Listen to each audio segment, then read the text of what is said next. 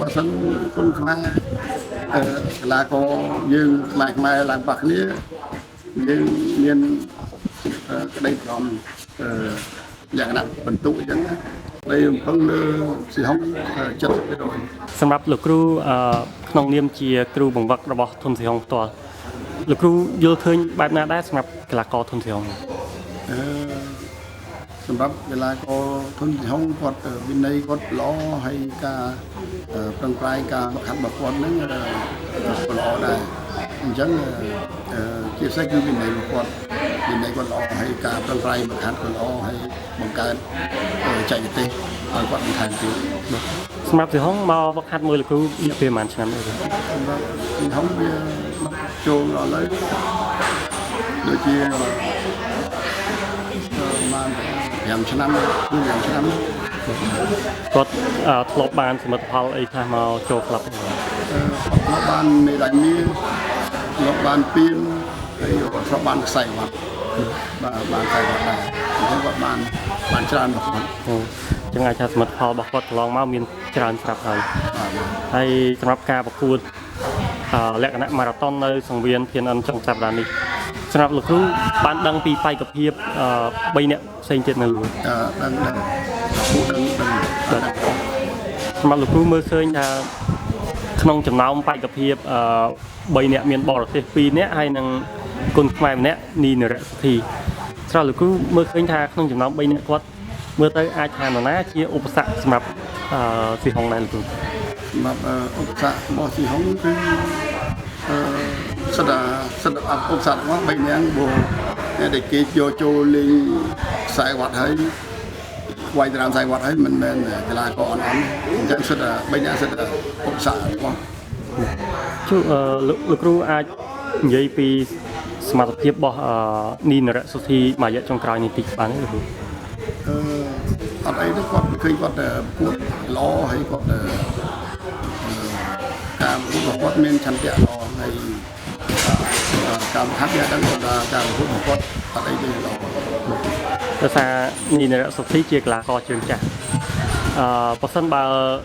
គុណខ្មែរទាំងពីរឡើងទៅជួបគ្នាលោកគ្រូមានក្តីបារម្ភច្រើនទេចំពោះស៊ីហុងព្រួយប៉ះជាមួយកីឡាករចាស់ភាសាអញ្ចឹងបើសិនគុណខ្មែរកីឡាករយើងខ្មែរឡើងប៉ះគ្នាយើងមានក្តីបារម្ភលក្ខណៈបន្ទុកអញ្ចឹងសូមឲ្យបន្ទុកឲ្យសកម្មភាពយើងគណៈអង្គការញារាចៅក្រមអញ្ចឹងគាត់ឲ្យបន្ទុកឲ្យសកម្មទៅគឺល្អបងអញ្ចឹងបារម្ភទីគេគឺបន្ទុកក្នុងពណ៌ទៅគណៈកម្មការធ្វើម៉េចឧទាហរណ៍ដាក់បន្ទុកឲ្យអ្នកឈ្នះដាក់ឈ្នះអ្នកចាញ់ដាក់ចាញ់ទៅអញ្ចឹងវាល្អមិនគិតថាអ្នកនេះកូនសិស្សនេះកូនសិស្សនោះសូមក្នុងពណ៌ណាគឺសូមឲ្យសក្តិដោយសារការប្រកួតយើងធ្វើឡើងនៅជុំដំបូង3ទឹកទេប៉ុន្តែជុំតាច់ព្រាត់យើងធ្វើឡើង5ទឹកក្នុងលោកគ្រូគិតថាជារឿងល្អបែបណាដែរលោកគ្រូវាសម្រាប់យើងវា3ទឹកមកប្រកួត5ទឹកមកប្រកួតយើងសំខាន់ផុតយើងតាមស្ថានីយ៍ដែលគេតម្រូវឲ្យយើងធ្វើសម្រាប់លោកគ្រូជឿជាក់ថាសុខរបស់សិស្សលោកគ្រូស៊ីហុងគាត់អាចនឹងគ្រប់គ្រាន់ទេដោយសារការប្រកួតក្នុងមួយថ្ងៃហ្នឹងអាចថាបើសិនបើឡើងទៅវគ្គប្រាច់ព្រាត់វាចូល8ទឹកទៅលោកអញ្ចឹងគឺអាចថាសុខគាត់គ្រប់គ្រាន់ទេនេះអត់អីទេដោយសារអីការវឹកហាត់របស់យើងវាមានគ្រប់គ្រាន់សម្រាប់ប្រកួតនៅលក្ខណៈ3ទឹកនិង5ទឹកអញ្ចឹងការបង្ហាត់របស់យើងវាបានបារម្ភហើយស្ដីបារម្ភយើងនៅតែមានហើយការបង្ហាត់យើងនៅតែមានបាទជាក្តីរំពឹងវិញលោកគ្រូស្រាប់លោកគ្រូដាក់ក្តីរំពឹងលើស៊ីហុងប្រមាណ%ដែរលោកគ្រូសម្រាប់ខ្ញុំក្តីរំពឹងលើស៊ីហុង70%ថានឹងអាចយកពានបានឬបាទជាចុងក្រោយលោកគ្រូមានជាពាក្យពេចន៍អីផ្ដាំផ្ញើទៅកាន់ស៊ីហុងក៏ដូចជាកីឡាករនីនរៈសុធីជាចុងក្រោយខ្ញុំដាំ រាំផ្ញើទៅកីឡាករទាំងពីរឲ្យព្យាយាមការបង្ហាត់បានល្អហើយគួរឲ្យអស់សមត្ថភាពហើយ